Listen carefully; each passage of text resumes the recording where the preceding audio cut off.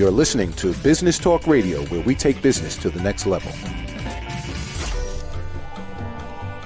Rapping with Dr. Jacqueline connects you with experts from all over the world to help you take charge of your career, your business, and your life.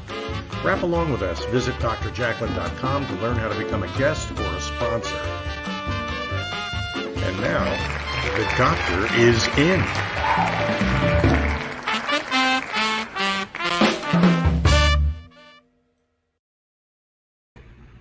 Hello and welcome, or maybe it's welcome back. We are so happy to have you, and we really appreciate your loyalty. You are watching Rapping with Dr. Jacqueline presents A Better You. Lessons from the best coaches, consultants, and trusted advisors. I'm your host, executive producer, director, and broadcast engineer. This show is all about presenting lessons, short, bite-sized 15-minute lessons to help us be better. I have hand-chosen a group of people from around the world who are leaders in their field. They not only are experts in what they do, but they really care about helping other people. And so they come on 6 shows we have each week. They prepare, they spend all the time putting together their content and then delivering it for the opportunity to share their knowledge with our audience. I know I have my clipboard here with my pen, and I'm busily writing all the things that I'm learning myself. So please do get ready to learn, get a paper and pencil, get your typewriter, computer, whatever it is, so that you can take notes. Today we have one presenter, and he is presenting both lessons today. And he was just here yesterday. Let's bring him out. My co-host and friend, Doctor Who of Business, Ben Chai. Hello. Hey, hi everybody. How are you doing today? What a wonderful day it is in the UK. It's very warm. Well, 20 degrees C, which I don't understand what it is in Fahrenheit, but that's pretty warm for me. Well, I think it's 80 degrees Fahrenheit here. So I think the conversion is minus 32, but I'm not sure. But let's just say it's hot. It's hot everywhere. And guess what? It's going to be really hot on the screen because you have 2 exciting topics today. I thought yesterday was mind-blowing. And today you come back with 2 other topics. Where do you come up with these great ideas? Because you know so much about so many things, Doctor Who. Yeah, well, I've run so many businesses we've taken to 7 and 8 figures, and obviously when you're working with talented people, you can't help but learn stuff when you're working with them.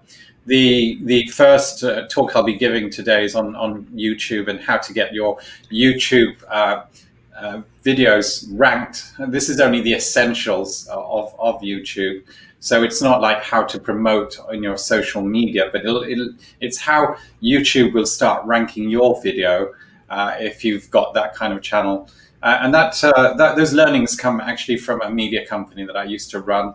We took Net Communities or ITProPortal from nowhere to the 3rd largest tech media company in the UK.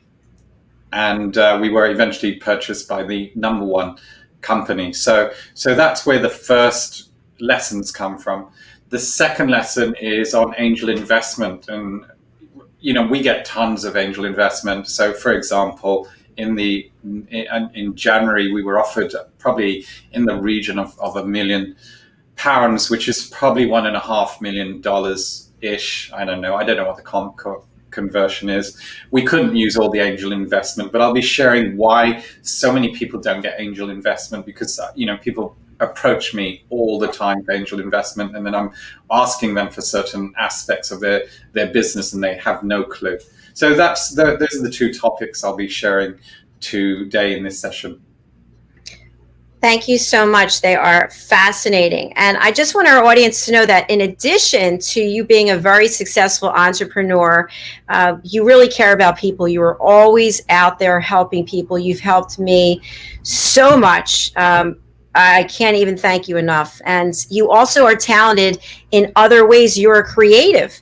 So you are an actor, you're an author, you're a dancer. Would you like to talk a little bit about your creative side? Well, there's not much I can say about the creative side. I think everybody is creative, and everyone is logical, and everyone is everything. And if you can access both your left and right brain, then you're a mix of all those things. It's just that people have lived with labels like you're very logical or you're creative, and then they live with that label rather than thinking this is crap. Yeah. I can be a whole brain person. So sure, we've got a default, but you can, if you want to learn about your brain, you can expand to have both left and right brain, the creative and the logical side working together. That's good encouragement for everybody, that you don't have to be labeled and put into a box. And if you have been, break out of that box and see what else you can offer to the world. Dr. Hu, I'm going to spotlight you for your first lesson, and I believe you want to share your screen, and you're going to be walking us through YouTube. And as you know, I've had a lot of challenges. I learned that there's a whole algorithm behind YouTube, and I'm still not where I need to be there, but it's a work in progress. So are you sharing your screen? Yes, hold on. Okay. I just thought you're so, you've got such a lovely smile. I was kind of stunned for that too. Oh, so Sorry. nice. It confused me there. Share screen. Okay. Screen sharing is easiest with two monitors. So for all of you out there who have a YouTube channel and you've mastered it, or maybe you're just learning, we'd love to hear from you if you want to put some comments.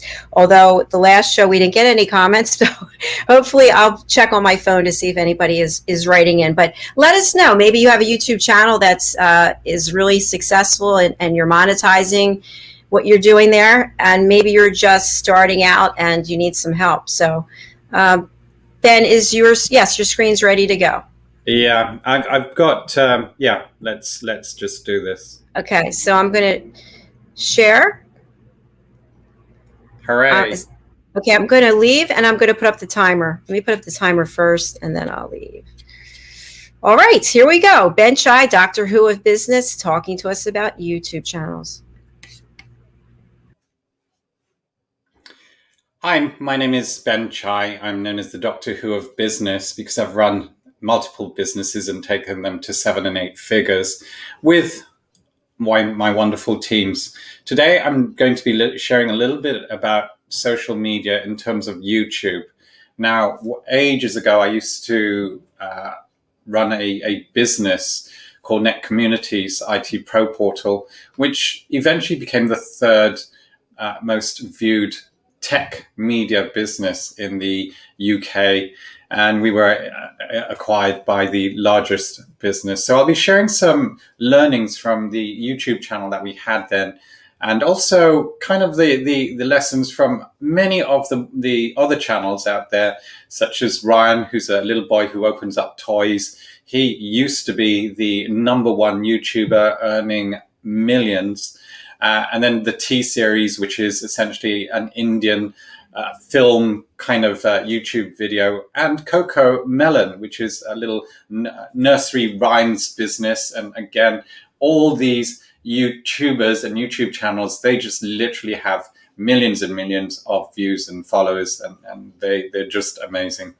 Okay, so the components that we'll be sharing in this talk are the importance of your title, description, thumbnail, tagging, and a playlist that you have, and why these are important and what aspects of these components are really, really important. The first thing I'd like to look at is the thumbnail. Now, the thumbnail looks a little bit like this, and these are the thumbnails I've been creating for the Underdog show, which I run with Dr. Jacqueline. In the Underdog show, we just share people's stories who society said they would never recover. And thumbnails are really important because they're like your book cover for your YouTube video. So if you have a very bland or something that doesn't really show anything about your video, then people aren't likely to watch it. your thumbnail is what attracts people to your video. Especially, for example, I did a talk on TEDx and how to be great in TEDx. But if there's no TEDx branding in that title or that description or the tags, then people aren't going to be interested, or the thumbnail. So your thumbnail is like your book cover. It's what really attracts people. And because there are tons of stories and people who share about how to be great in TEDx, then you really want to have an outstanding thumbnail so that people think, whoa, this is a video I really, really want to watch. That's your thumbnail. People won't think, okay, it's going to take me forever to create thumbnails. So I'm just going to show you a very quick way to create YouTube thumbnails. And that's using a Microsoft product called PowerPoint. Now, how can I use PowerPoint for this? Well, this is the wonderful thing. That screen size that PowerPoint has, and you can see these are all the thumbnails that I've created for the show. That exact picture is the exact size of a thumbnail for YouTube. So here's the wonderful thing about PowerPoint. I just have a template, and all I'm doing is for the show is changing the picture. So there's change picture from a file, and then I can pick a photograph.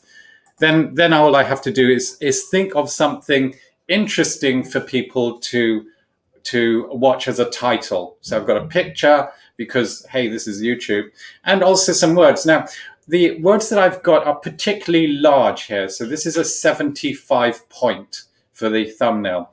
And it's 75 point in this case because the channel that we've got, as Dr. J was saying, is pretty new. So if this has been an established channel, I probably wouldn't need the size of thumbnail that I've got. And the point size is to make it easy for people who are using a mobile phone to read those words, rather than having kind of like 20 point or 30 point, which might be great for a computer, but it's not good for mobile. So that's why I have the point size this size.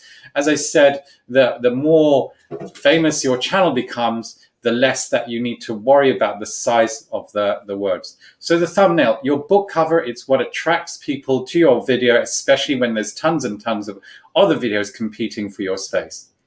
Right, the next thing I want to look at is the title. So you can see here, I've got woman told she is too old for jobs. Right, find out how what she does next. Your title is incredibly important for the ranking of your YouTube video. And normally it's the first 4 or 5 words that are important. So you want to have your key search words in those first 4 or 5 words. I was asked a question, do you think that having somebody's name is important right at the front? Well, if you're not famous, then I would say no.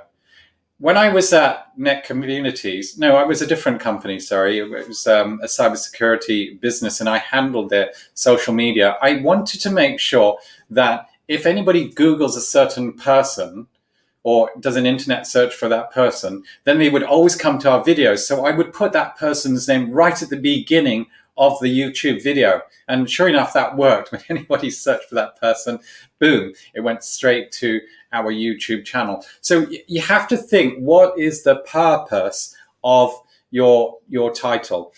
If I come back to the TEDx, the interviews I get for how to be on TEDx on platforms, because TEDx is so important, the first 5 words must include that TEDx and probably speaking, or TEDx public speaking, something of that nature, for people and for YouTube to start ranking your video. So the title is so important. Now, Dr. J has kindly allowed me to show you what's going on her platform here. So I'm just going to show you the title here. So here we've got Deborah Roth, because we want Deborah's name to be searched for. And then how I survived Lyme disease. Now, I might want to rewrite this title to say Lyme disease and how I survived it, because that would then move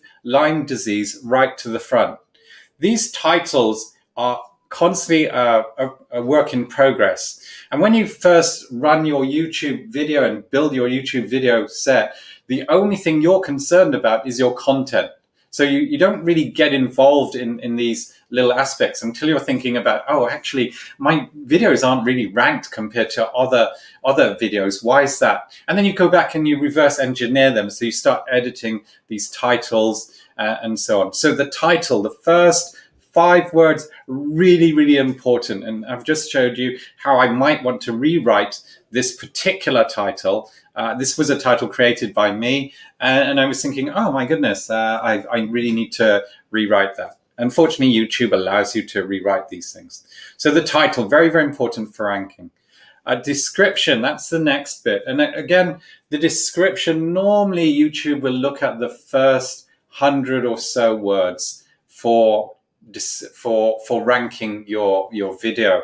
So here we've got up here, changing lives through lessons from personal stories of real people. Now maybe I want to change that a little bit and say Lyme disease and how Deborah Roth survived Lyme disease, the strategies she's put in play to become great and lead a wonderful life. So maybe I want to change that. But it's roughly the first 100 words. You've got 5,000 characters, which is roughly 800 words. And if you want, you could write a great description. We always say don't overwrite, don't put too much in there. Just give the bare outlines of the actual video. So that's really important. The next bit that is important is to encourage people. Now, every so often, I'm not going to look at the screen, guys, because I've got 2 screens and I'm trying to take you through the actual YouTube video. The next bit is to have a call out for people to subscribe to your video. And normally we give a call out at the end of these videos, and later on you'll learn how to have subscribe here and so on. But in this case, I've actually created a link so that when people click on it, they will instantly go to the subscription to Dr. J's channel. So that's another important component within your description. The rest here is just filler and gives you a little bit more description about Deborah Roth and how and her background, what she's good at, and so on. So that's one aspect. The description, very, very important. Now, as I scroll down this video, you can see this is where I change the thumbnail, and that's the thumbnail I've put on here. Now, what I forgot to mention here is how to create the thumbnails. So I've showed you the thumbnails in PowerPoint, but the way to create the thumbnail once you're happy with this picture is just to go to File, Save, and here we've got Marianne Alder, an amazing lady who at the age of 73 is still finding work. And we'll go to Save As, right? And here we see the Underdog Show. So I'll change that to Marianne Alder. And then I'll change this PowerPoint presentation to JPEG. Where's JPEG? Because that's the picture I'm going to use for the thumbnail. Hello, JPEG. Here we go. And I will just say save. And it says, do you want to save all slides or just this one? And because it's I'm doing one show at a time, that's it. So now I've just saved that, and now I can go back to the YouTube channel and I can add the video to it. Hello. The live demonstrations are always a pain in the neck.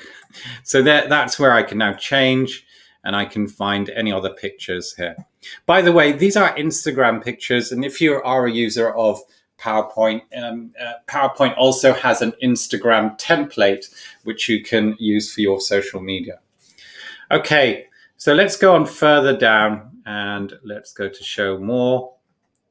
And down here, we've got a number of tags. Tags are also very important for YouTube ranking. So I'm just going to remove these because really I want the Lyme disease right at the front. Yeah. And I'll have energy loss, fatigue, how to survive Lyme disease, and so I'm doing this live here. So let me just see. So I've misspelled that. Maybe just try it. Surviving Lyme disease. Here we go.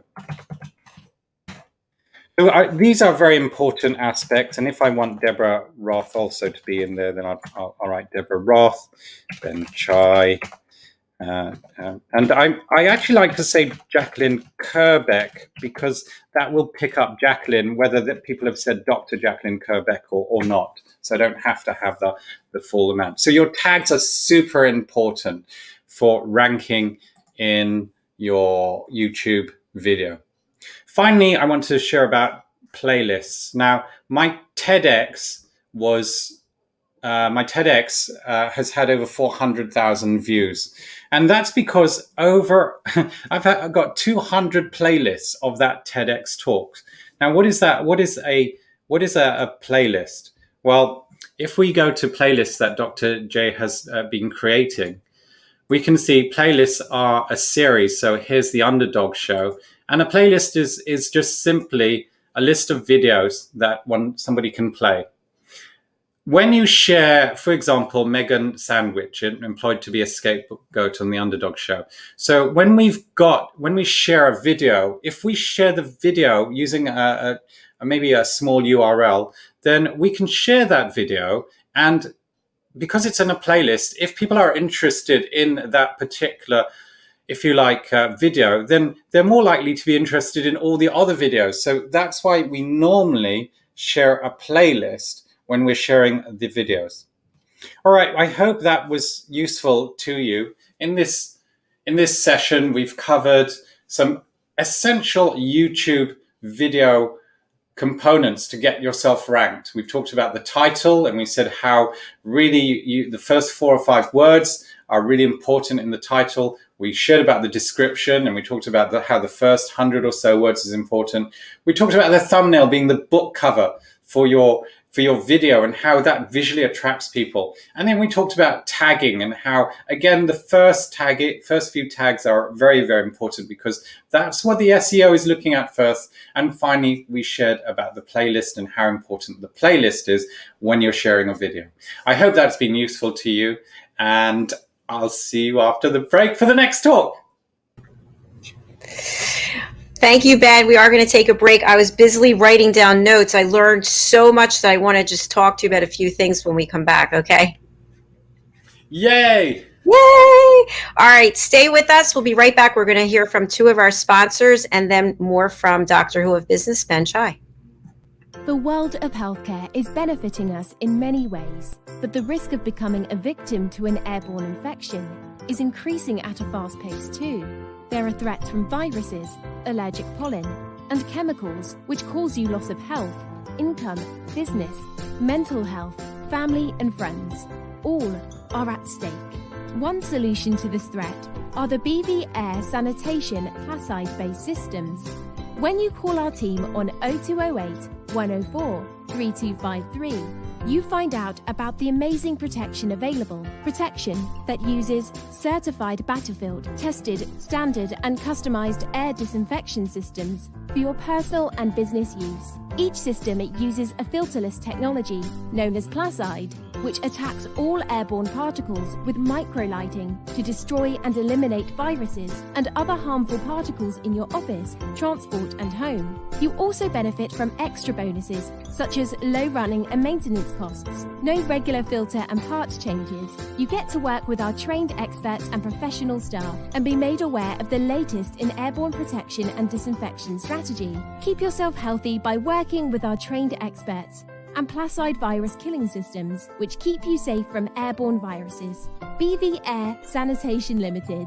We save lives, save businesses, and prevent infection. Schedule your free consultancy call and virus protection checklist. Call 0208 104 3253 or connect to us on www.bvbuster.com.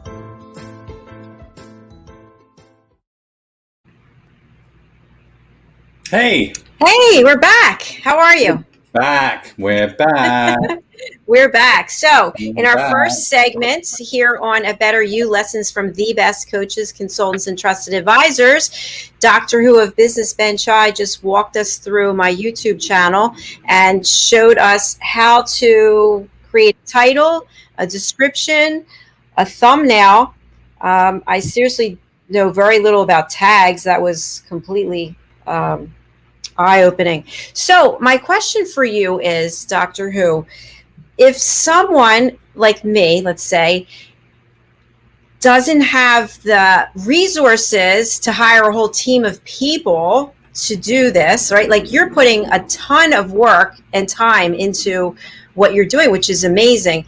So what are some, like, if you had to pick two things that were what you were going to concentrate on, is it the size of the letters if you're new?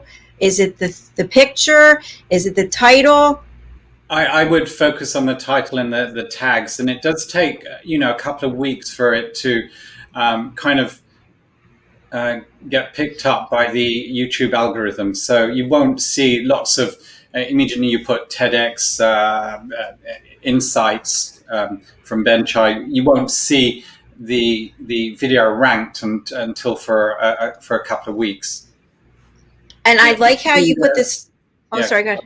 No, carry on.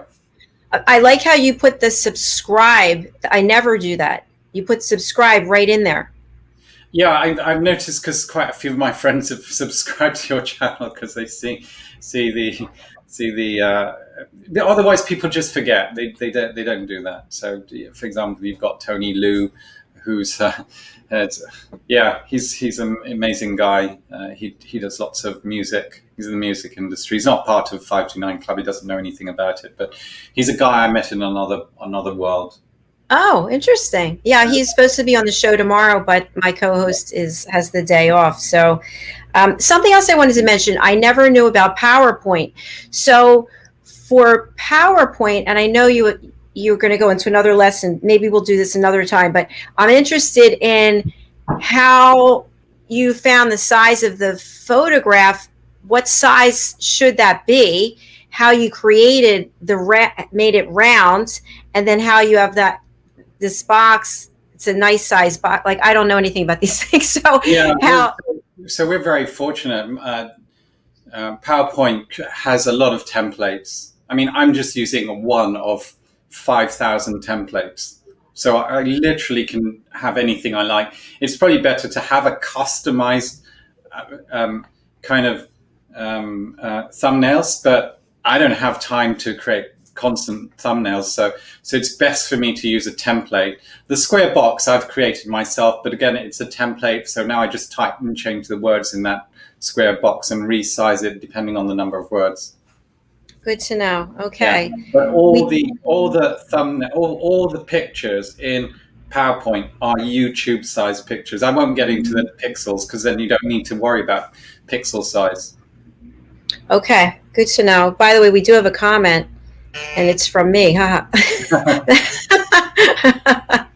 Yes, so I was watching it also on the phone. So really great content. I'm really excited, and I'm going to be spending time on YouTube this weekend following these great tips that you gave. Okay, you've got a second presentation coming up on a completely different topic. Sorry, Dr. J, just so you're aware, you're not the only one who does that. When I had my screen shared, I actually had a whole bunch of pictures that I'd created, because people have created their interviews with me, but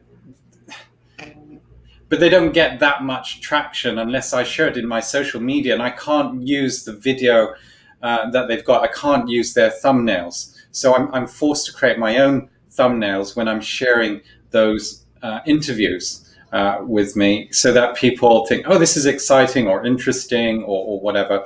Because I don't have access to their YouTube channels. They're one-off interviews. There's no reason for them to give me access. Whereas I'm constantly working with you. So you very kindly allowed me to work with that back end on my particular show. Yeah, well, I'd love to hire you to do the whole thing. Okay, let's go into the second presentation about how to get angel investors. Angel investors. And just how to get angel investment. Okay.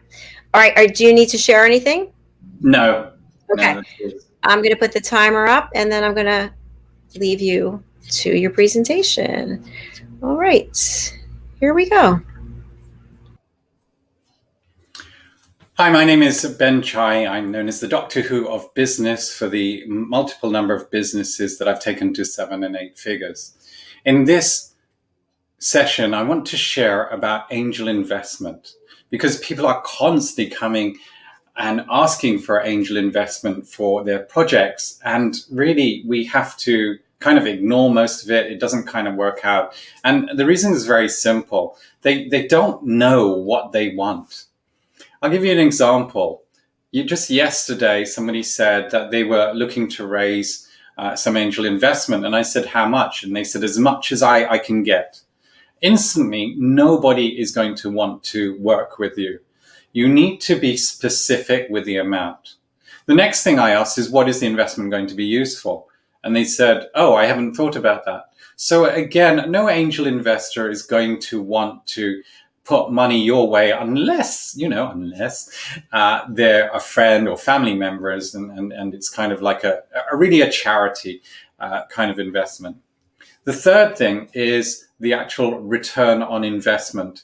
And again, unless you're an NGO or you're a charitable organization in some way, then most investors are going to want to know how much are they going to get on what they put forward. So if you put $50,000 into their business, then they will want to know how much they'll get back, when they'll get their money back, and how long it'll take when they get their money back, and how much they'll get back. So those are really important components.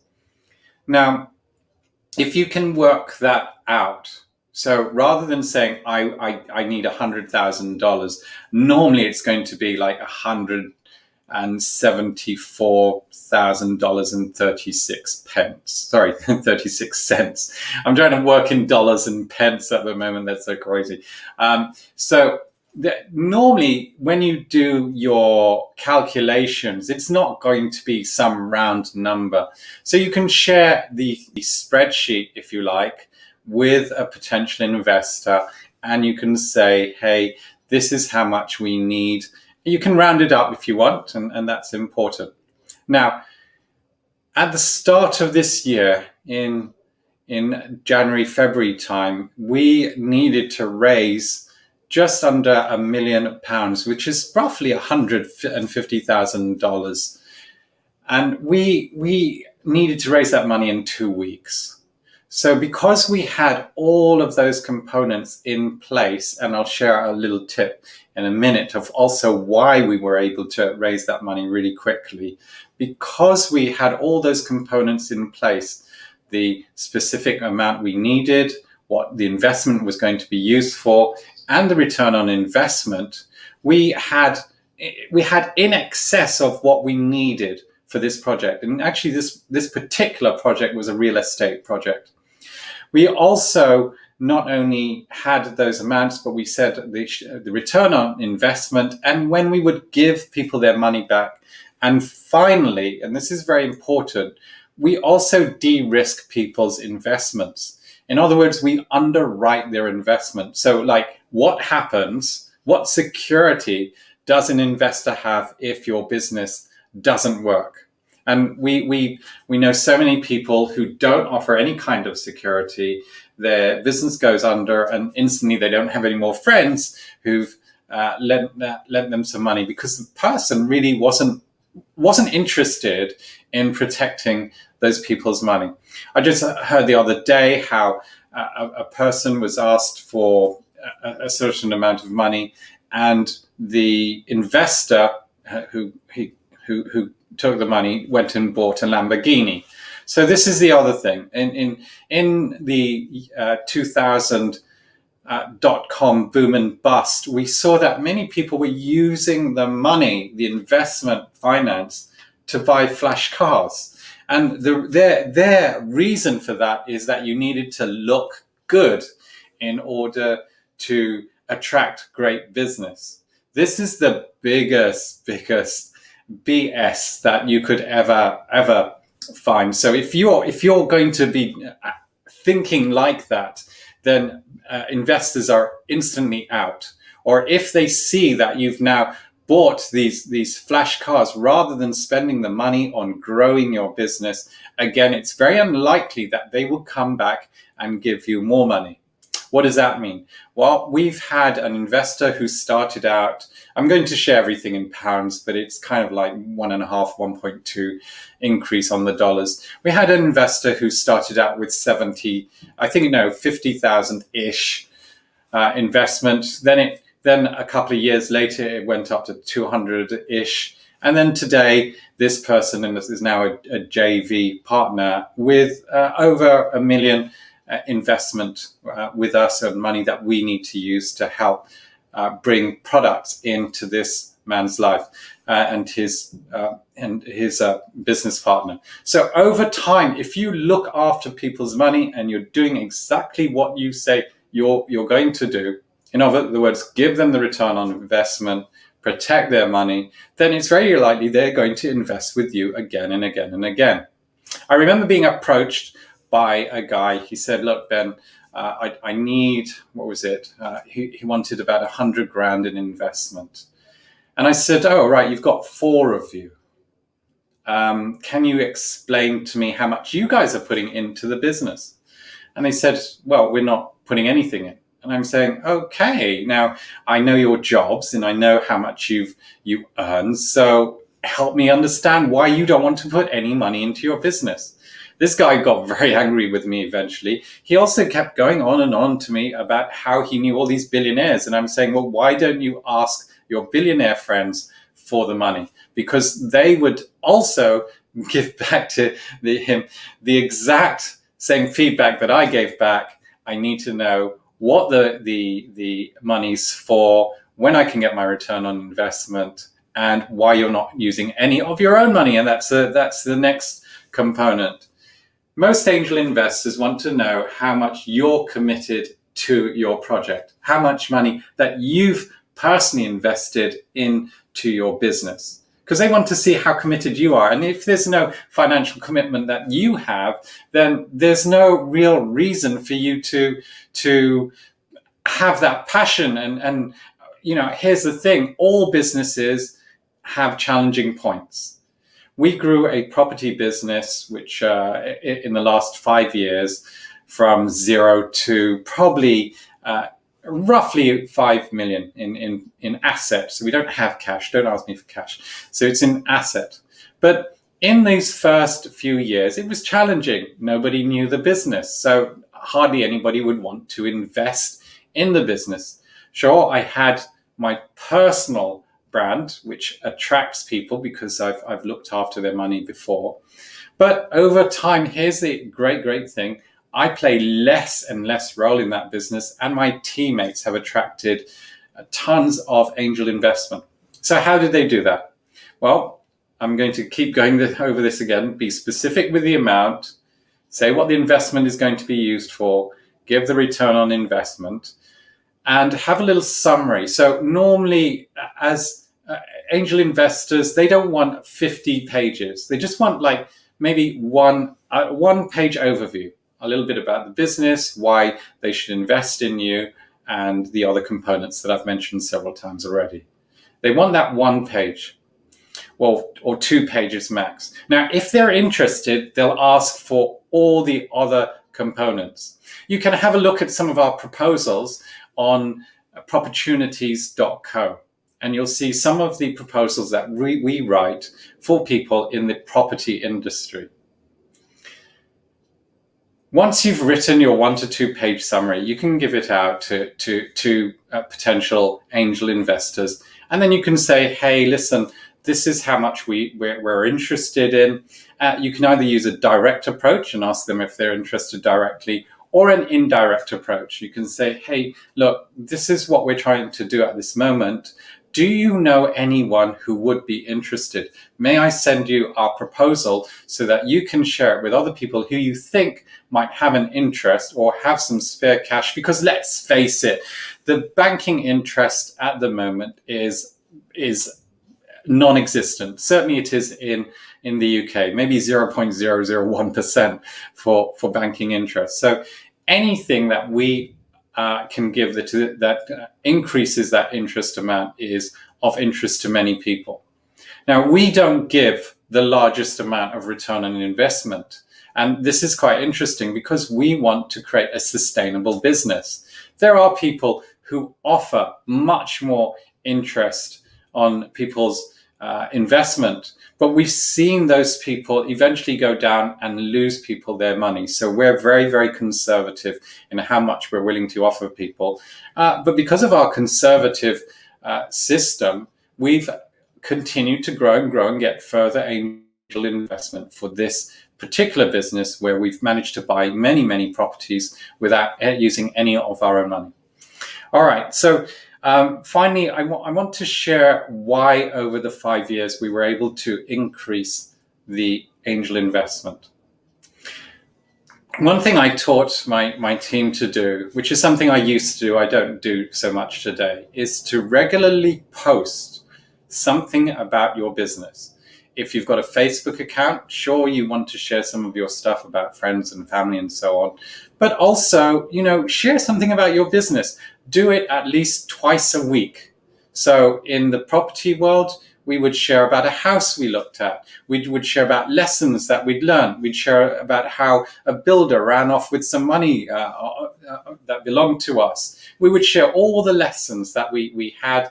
And, the whole world of property investment is large. You've got solicitors, builders, mortgage brokers, financiers, angel investors, tons and tons of stuff. So we could really be posting forever. If you're interested in having a look at that journey, have a look at one of my business partners, Peter No, spelled NGO, and how his social media is. Now, over time, because we were regularly posting, people started contacting us and saying, hey, I've got X amount of finance. Can you use that? What can I get back on my investment? I'm a dancer, as Dr. J knows, and I've had many dancers in my dance community invest with me without me even asking for investment. So over time, as long as you're regularly posting educational material, not how much money you've made, that's just crazy, but just educational material on your journey, that's really important. Now, it's not just property that we've done this with. We've done this in many, many other areas. So, for example, if I was building a YouTube channel, I would be regularly posting in my social media some of the great stories and saying why the story was great. And over time, people would be coming, not straight away, it takes a little time before people think you're consistent.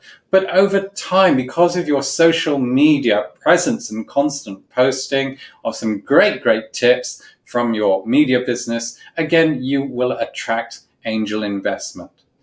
So just to summarize, if you're looking for an angel investment, don't go to people and say, I need some angel investment, and they ask you how much, and you say, as much as I can get. You need to be specific with the amount. Also say what the investment is being used for. Talk about the return on investment and when they will get that return on investment. See if you can de-risk their investment. Write a 1 to 2 page summary of that investment. And finally, use social media, because over time, people will become more and more engaged with your particular product and offering. So I hope you've enjoyed this, and I hope this helps you in your own business journey. Fantastic, as always, frantically writing notes. Just fantastic. I just want to tell you what I heard, and then I've got a couple of questions. How's that sound? Yeah, great. Go for it. Okay, so I love what you said. Be specific with the amount. I would like to is borrow the term. I'd like to borrow $50,000. I plan on using it to start a new company. I intend my goals based on my business plan is for you to have the $50,000 returned to you by 1 year from now in exchange for X. Yes. Okay. So And rather than saying to start my new business, just say, look, this is how much I've put into the business myself. I need an extra amount for, you can see this on Shark Tank, where people are saying, well, I need this for advertising, I need it for a website and so on. So they're actually showing in the UK we call it Dragon's Den, but in the States you've got Shark Tank. So they're actually breaking down all their finances and why they need that investment. In fact, actually, that's a great thing. Watch Shark Tank. Just watch Shark Tank or Dragon's Den, and you can see how to break down finances. what I think is so interesting about Shark Tank is how the people come on the show and they have one valuation, and the sharks are like, well, that's insane. You don't even have any sales, and you don't. So that'll be another show maybe to talk about valuation. But I just wanted to also put together a 1 to 2 page summary, and then show the person how committed you are. Why should they do this? What commitment have you made? And also, do you have any other investors you owe money to? And where are they in terms of who gets back the money first, second, third, etc.? Yeah, those investors aren't necessarily, people don't really need to know that, and unless you feel that the person's, you don't quite trust the person. But if you don't quite trust the person, I wouldn't even ask the question. I'd just be out. Okay. So in the last 6 months, I've probably invested with, about 5 different people. Yeah, but one of them was a charity investment. I just don't believe they'll be able to do anything with it. But as a result, so this is as an investor. I've got different reasons for doing things.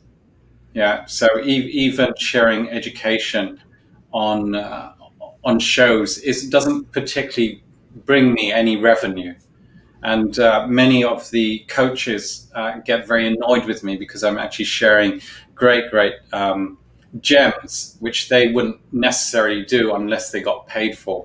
It was the same when I used to, because I'm a qualified salsa teacher. And when I was teaching for a friend whose business had shrunk because for various reasons, I upset some other salsa teachers who felt I was undermining them. But actually, I was helping a friend out. Yes, that could be a whole show in and of itself. I think so. Something else that I wrote down was, and I don't do this, post twice a week about your business on social media. That's really smart. Yeah, I mean, we raise so much, not just in property, but in other businesses, just by regularly sharing. If I had more time, I could share about some of the examples of people. There was a lady who used to fix boilers. And because she's a lady in the UK, it's quite sexist that, she wouldn't get so much business, but she was one of the best person to manage and repair boilers. And I had a look at her social media, and I said to her, look, could you just post once or twice a week on your Facebook? She said, no, that's private. It's for family and friends. I said, please do it. Just trust me. And I think 6 months later, she would just put a picture of a boiler she'd repaired or some challenges that she had. But she got a massive contract because now it's top of mind in her friends that she does this. And put her in touch with someone who's a landlord with many properties who because she was constantly posting about boilers that she'd repaired, got some great business. If she was looking for investment, I think she could probably have gone out and said, because now they see her direction, and she could say, hey, listen, I want to expand now, and I want to employ some other people. So this is what it's going to cost. I'm looking for X amount of investment. And because now she knows her product and how much she can earn from that, she also has an understanding of her cash flow and when she can return someone's investment. It sounds like you opened a whole new world for her just by making. Yeah, well, it's not just her. It's just me looking at people's social media. I really don't have time to do that these days. So don't everyone send me messages about this. And these days, I actually outsource a lot of my social media. I'm not always happy about what's being outsourced, but I can't deal. I just, yeah, like you were saying in the YouTube lesson, like how when you're producing all these shows do you cope with all the back end, and that's why I'd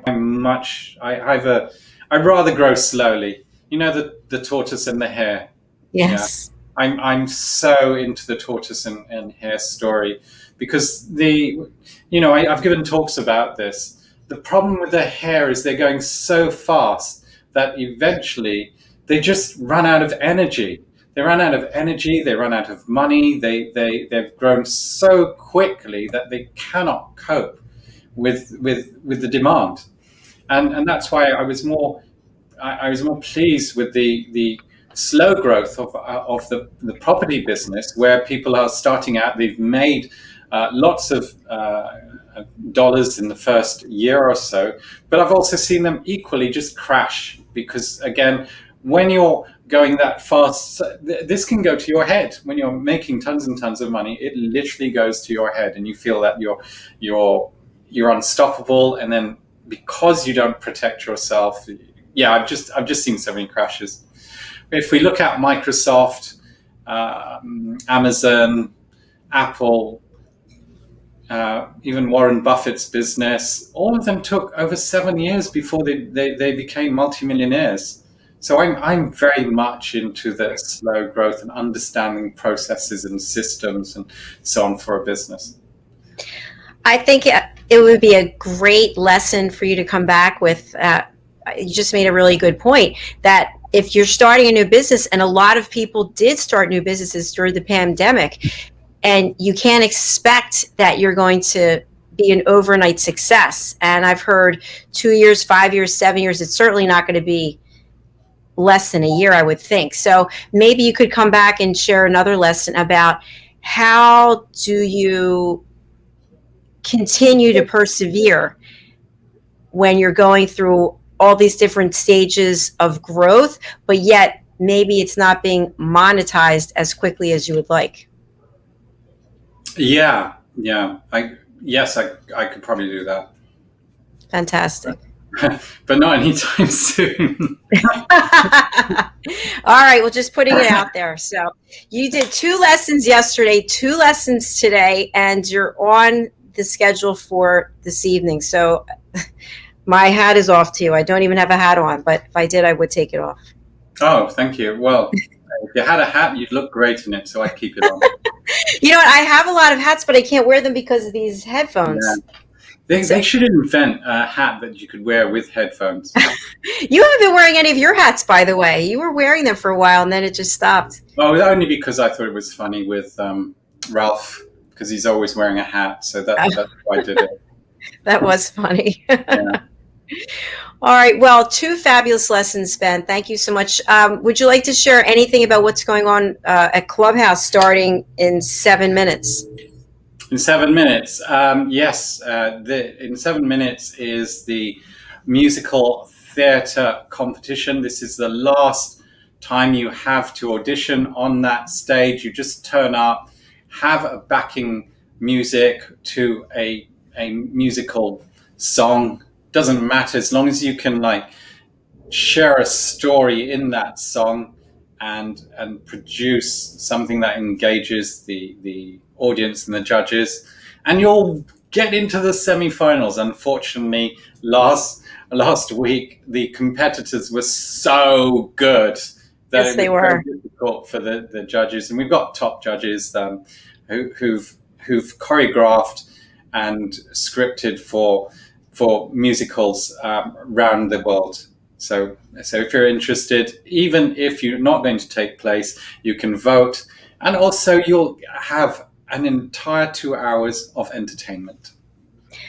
Thank you, Ben. Can you also talk about the other opportunity people have for readings for the 529 Club? Yes, on Monday. On Monday, I think it's 1 o'clock my time, but I don't know what it's your time. It's 1 o'clock UK time. It's designed for my American brothers and sisters. We have a reading room where people can, new actors or people who would like to come into the acting industry, get to read scripts together, and you get redirections and input from some great directors. I think you interviewed Corey today. So Corey is one of those people who'll be running the American one. On Tuesday, we have the same one for the UK. And again, anybody, because we often have people from the States and India and around the world who have come and taken part in reading the scripts. That's at 7 o'clock UK time. And I think on Monday, when you mentioned 1 p.m. your time, that's 8 a.m. 1 a.m. my time. Oh, 1 a.m. Yeah, 1 a.m. my time. So minus 5 hours, that's probably, So it's 8 p.m. Yeah. 8 p.m. Okay. Wow, it's going to be a long night for you. Yeah. All right. Well, I'm going to let us sign off so we can jump over to Clubhouse and start voting. Great. I'll see you at 10 o'clock, Dr. J. All right. Sounds good. Thank you, everybody. Thanks, Ben, for 2 fantastic lessons. We'll see you again soon. All right. Bye. Bye.